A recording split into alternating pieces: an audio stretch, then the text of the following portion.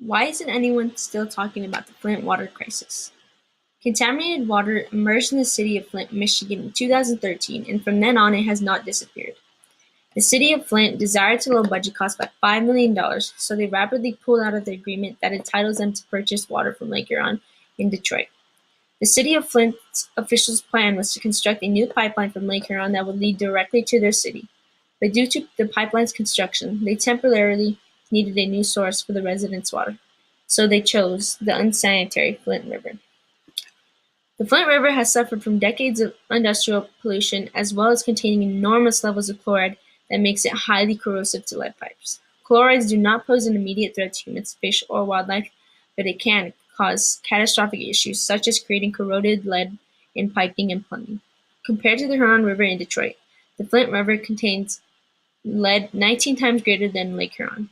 Based off this, shouldn't have the officials that made the decision realize how much of a threat it was to local residents? The disaster started with officials of Flint not following precautions thoroughly enough as they should have.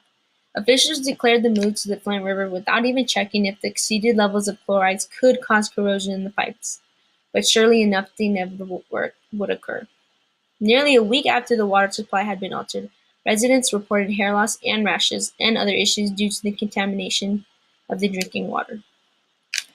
How could this happen in America when in the Constitution it states to promote the general welfare of the people? Did the government knowingly provide contaminated water to the people that they were sworn to protect? How, in the age of 24/7 media coverage, is that this catastrophe is nothing more than yesterday's news? Had this been in the suburbs of Beverly Hills, every single news station in America would be going off the rails demanding justice for this outrage. However, since Flint is a destitute, run-down, dying city, no one bats an eye. Sadly, it is all too common for impoverished areas of the country to be ignored and dehumanized. The people of Flint have been largely devastated due to the ongoing crisis. 10 lives have already been taken and many more are gravely ill.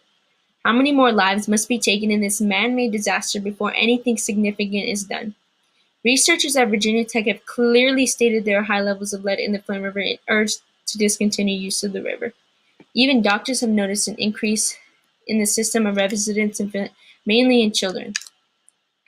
Lead can be severely harmful to children when compared to adults due to the child's brain not being fully developed, and it could cause further implications to their health later on in life. Yet, the government is still advocating that the water is safe to drink. Currently, residents are unsure on whether or not they should drink the water, but since the system has failed, can one really trust it again? Just when they thought it could not get any worse, the only safe drinking water that the residents of Flint can drink is now being stripped away by the same government that began this crisis in the first place. If this is a public health emergency, why aren't we doing anything about it?